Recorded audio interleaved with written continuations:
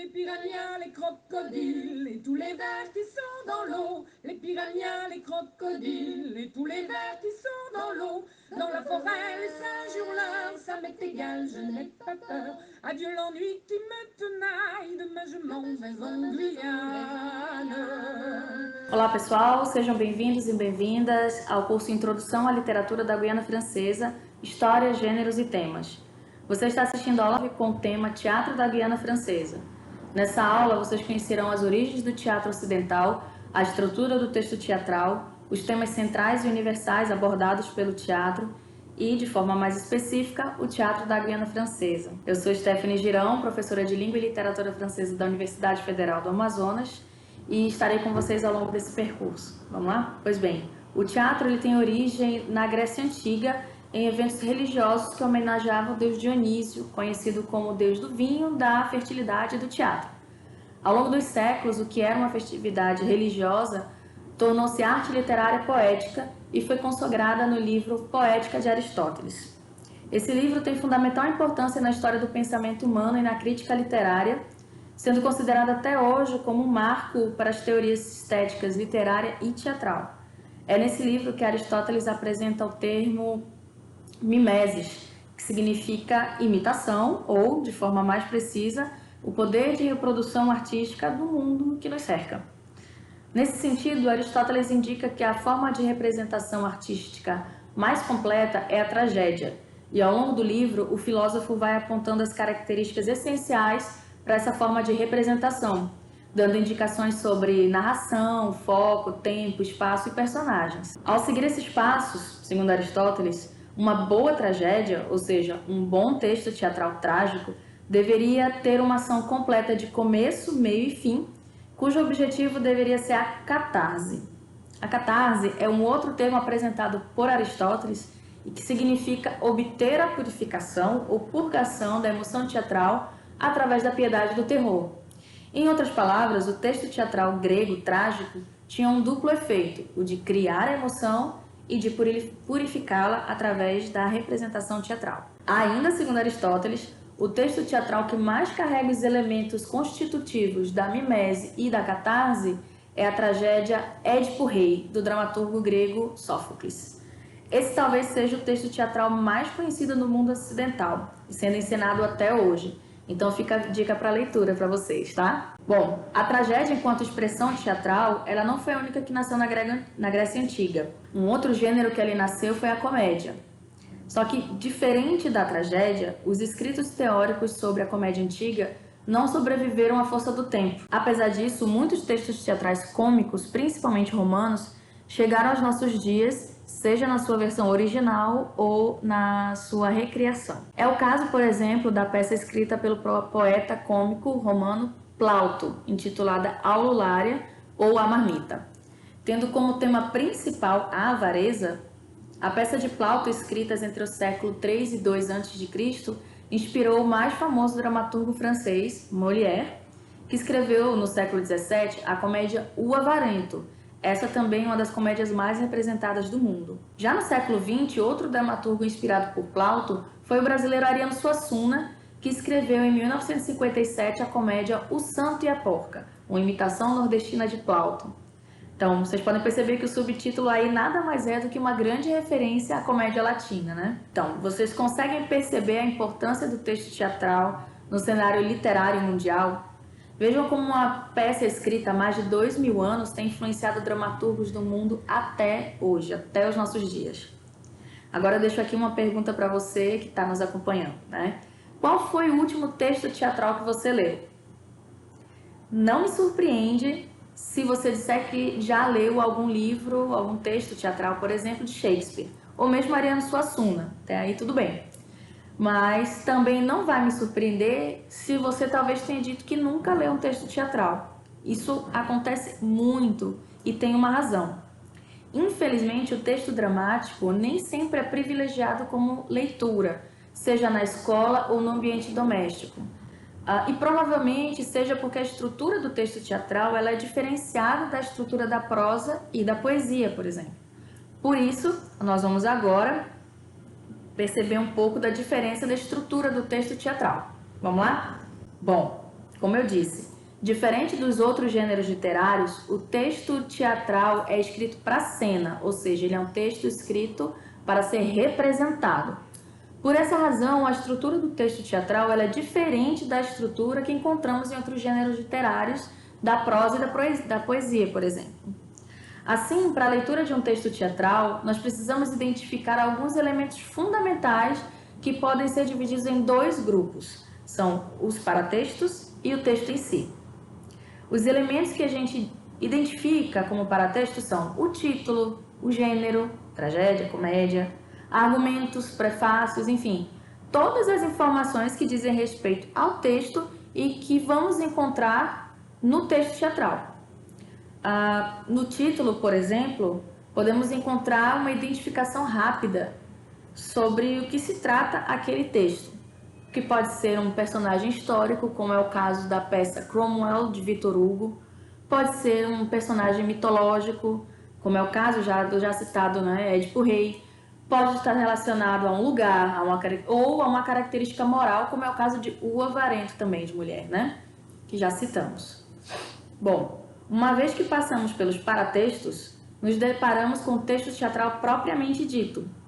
Então, se na prosa, cada parte da narrativa ali contada é dividida em capítulos e subcapítulos, no texto teatral, essas partes da narrativa serão divididas em atos e cenas, cada qual contendo uma quantidade X de cenas. Por exemplo, ato 1, cena 1, 2, 3, enfim, conforme o que o autor desejar. Mas qual é a diferença entre cena e ato? O ato é uma parte maior da narrativa. Então, ele corresponde a um ciclo de ação num determinado espaço. Em outras palavras, muda-se de ato quando se muda de cenário. Eu vou usar um exemplo da famosa peça de Shakespeare aqui, Romeu e Julieta. Um ato da peça de Romeu e Julieta se passa na frente da casa de Julieta. Diversos personagens entram em cena, dizem suas falas e saem dessa praça. Nesse momento, a cena muda, né? Muda o cenário e o espaço da narrativa, sendo agora dentro de uma igreja. Esse já é outro ato. E cena? Usando o mesmo exemplo da peça de Shakespeare, cada entrada e saída de personagem representa uma mudança de cena. Ela é o momento da ação em que os atores estão a representar. Ou seja, muda-se de cena quando existe uma entrada ou saída de personagem. Parece complicado, né, gente? Mas não é não, tá? Logo mais nós vamos ver esses detalhes todos na prática. Mas continuando a falar sobre a estrutura do texto teatral. Um outro elemento de fundamental importância para a leitura de um texto teatral é sabermos distinguir o que é fala de personagem do que é indicação cênica. Os diálogos ou falas de personagens contêm a totalidade do discurso dito pelos personagens. Por exemplo, ser ou não ser, eis a questão. É uma famosa fala de um personagem de Shakespeare, né? Já as indicações conhecidas também como didascálias são todas as orientações que o autor da peça dá para que ela seja representada. As didascálias estão presentes ao longo de todo o texto, desde a apresentação dos personagens, aquela listinha dos personagens, a indicação de humor, tom de fala, descrições de espaço, tempo, entrada e saída de personagens. Em resumo, tudo que não for diálogo e paratexto é didascália. Tudo bem até aqui, pessoal? Bom, como eu disse, daqui a pouco a gente vai ver todos esses elementos na prática, tudo bem? Bom, agora que já falamos um pouco sobre as origens do teatro, a sua importância para a estética e crítica literária ocidental e também sobre a estrutura do texto teatral, vamos passar para o conteúdo, ou seja, o que o texto teatral representa. Já sabemos que o texto teatral, seja ele lido enquanto texto literário ou representado em cena, carrega em si a mimesis, ou seja, a representação do mundo à nossa volta. Nesse sentido, cada geração de dramaturgos acaba de uma forma ou de outra representando o seu tempo e a sociedade de sua época. Assim, nós vimos nascer na Grécia Antiga a tragédia e a comédia. Na Idade Média, o teatro foi muito utilizado pela Igreja Católica como forma de repassar os mitos cristãos. No Renascimento, nós vamos ver surgir a comédia dell'arte, que deu origem a personagens conhecidos até hoje, como a Colombina, a Arlequim, o Pierrot. Também é no Renascimento que surgem os ícones do teatro ocidental que nós já citamos aqui, como o dramaturgo inglês Shakespeare e o dramaturgo francês Molière. Nos séculos XVIII e XIX, com a ascensão da burguesia, o teatro passou a representar temas de cunho mais pessoal, mais individual. Então, o teatro e as suas representações ficaram mais próximas da realidade, apresentando pessoas comuns do seu cotidiano. No século XX, o teatro se tornou uma ferramenta de discussão e crítica da sociedade muito forte. Nesse período, o teatro do absurdo, ele surge, retratando questões existencialistas decorrentes do pós-guerra, representados pelas obras de dramaturgos como Eugênio Ionesco, Arthur Adamov e o brasileiro José Joaquim de Campos Leão, mais conhecido como Corpo Santo. É também no século XX que despontam os dramaturgos de países francófonos, fora do contexto europeu, como é o caso da Guiana Francesa. Vamos falar um pouquinho agora sobre esse teatro. Diferente dos dramaturgos e peças que nós citamos até agora, os dramaturgos guianenses e suas obras ainda são pouquíssimo conhecidas do público não francófono, ou seja, dos leitores ou espectadores que não conhecem a literatura francesa e a língua francesa.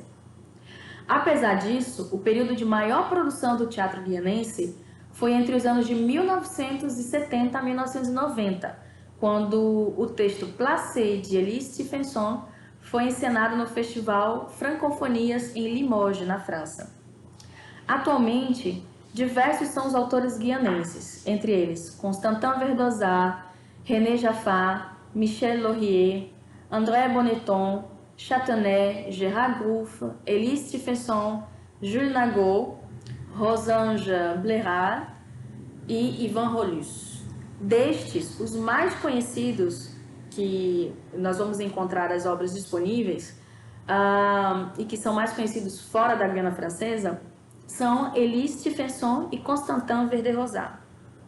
Os temas mais abordados por todos esses dramaturgos que eu acabei de citar giram em torno do encontro de culturas, da educação, da valorização da tradição, cenas do cotidiano ou ainda situações de ciúme e rivalidade, por exemplo. Hoje nós vamos conhecer um pouco mais sobre o dramaturgo Constantin Verdosat e suas obras, em especial a peça Heloísa, ainda sem tradução para o português.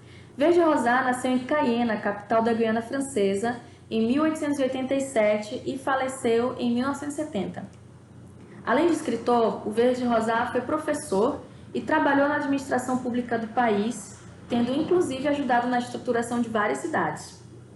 Em vida, o dramaturgo ele não teve fama com as obras literárias, e nem com as obras teatrais, no caso, tendo obtido reconhecimento pelo público, pelo seu trabalho artístico apenas nos idos de 1990, bem recentemente. Verdet-Rosat foi autor de 11 peças teatrais que foram interpretadas em várias partes da Guiana. Suas peças foram escritas entre os anos de 1920 e 50 e são uma valiosa fonte de informação sobre a língua francesa e a língua crioula da Guiana, sendo o francês a língua do colonizador e o crioulo a língua dos nativos da Guiana que não dominavam a língua francesa completamente.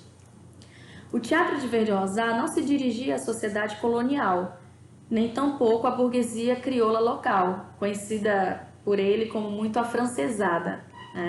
Por isso, o público que tinha acesso às obras era muito reduzido e por muito tempo as obras ficaram restritas a esse público. O interesse sociológico das obras de Verdet-Rosat é inegável. O teatro desse dramaturgo põe em evidência momentos da vida cotidiana com realismo, sem clichês e nem exotizações. Assim, nós encontraremos uma disputa entre comadres, por exemplo, na peça A Mãe Gregório. Vamos encontrar também a representação do processo de um feiticeiro em O Juiz. Ou também podemos encontrar a rivalidade entre moças, como na peça Heloísa. Tudo isso em um ambiente de fala crioula. As obras de Verdet-Rosat são marcadas ainda pela representação de um universo feminino e pela predominância de personagens femininas.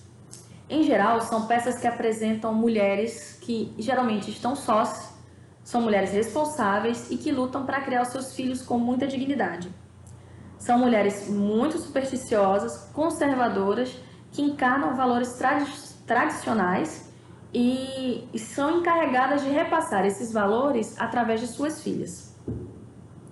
Nesse universo dominado por mulheres, os homens crioulos representados por Verde Rosá estão geralmente ausentes. Ou eles estão mortos, ou os personagens presentes em cena têm pouquíssima consistência. Ainda assim, outra marca do teatro de Verde Rosá é o final feliz das histórias, que sempre terminam em casamento, reconciliação ou viagens, como é o caso na peça Heloísa, viagem essa geralmente à França, tida como a pátria-mãe ou país ideal para eles, né? Os textos teatrais de Verde Rosa mostram o processo de assimilação cultural daquela época. Como a gente comentou, né? O teatro ele acaba trazendo a representação de um momento, de uma determinada época, tudo através da ótica daquele dramaturgo. Então, no caso do teatro de Verde Rosá, no caso, ele mostra esse processo de assimilação cultural imposto pelos colonizadores. O desejo de viajar à França é muito forte, como representado na peça Heloísa, que não hesita em trair a sua amiga para conseguir essa viagem. Apesar do tema sério, o humor também se faz presente nas obras do dramaturgo. Em Heloísa, novamente, um exemplo dessa comicidade está, por exemplo, na fala. Então, os colonos falam francês e os nativos falam crioulo. Mas quando os nativos querem imitar os franceses falando, isso acaba criando um jogo de palavras que gera um efeito cômico. Tudo certo por aí? Bom, agora que já temos uma ideia dos temas das obras de Verde Rosa e já falamos um pouco também sobre a peça Heloísa, eu trago para vocês, deixo aqui para vocês, um pequeno trecho dessa peça, tudo bem? E eu peço que, como exercício de leitura, vocês tentem relembrar o que nós conversamos no início dessa aula sobre texto, paratexto, ato, cena, diálogo e didascália. E tentem vocês mesmos em casa fazer a leitura do ato 2 dessa peça. Obrigada por nos acompanhar nessa aula. Boa leitura. Heloísa, por Constantin Verdosat. Personagens: Heloísa, Berta, Alexia, Homero, Cipriano. Ato 2. Alexia entra sozinha. Alexia: Ah, não tem ninguém na casa da minha comadre Heloísa. Heloísa entra. Alexia, é você? Quando você entrou que eu não te vi? Alexia: Eu entrei pela porta da frente, querida. Eu vim te contar uma novidade. Eu vou embora para a França com Homero. A família veio procurar por ele. Seu pai, falecido, lhe deixou muito dinheiro, o que nos leva a partir, minha querida. Nós vamos para longe das más línguas. Meu branco me ama muito. Eu faço o que eu quiser com ele. Te digo que está na hora da encomenda chegar. Heloísa: Assim que você chegar na França, você precisa arranjar um branco para mim, tá? Alexia: Minha querida Heloísa, eu te amo como se você fosse minha irmã. Se eu puder fazer isso, eu farei com prazer. Berta: Entra. Ela dá um beijo em Alexia. Alexia: Eu vim falar com você e com Heloísa. Eu vou embora para a França com Homero. Berta: Eu fico muito feliz por você, querida. Alexia: Eu não tenho mais tempo a perder. Vou embora. Ela dá um beijo em Berta e Heloísa. Berta sai logo após.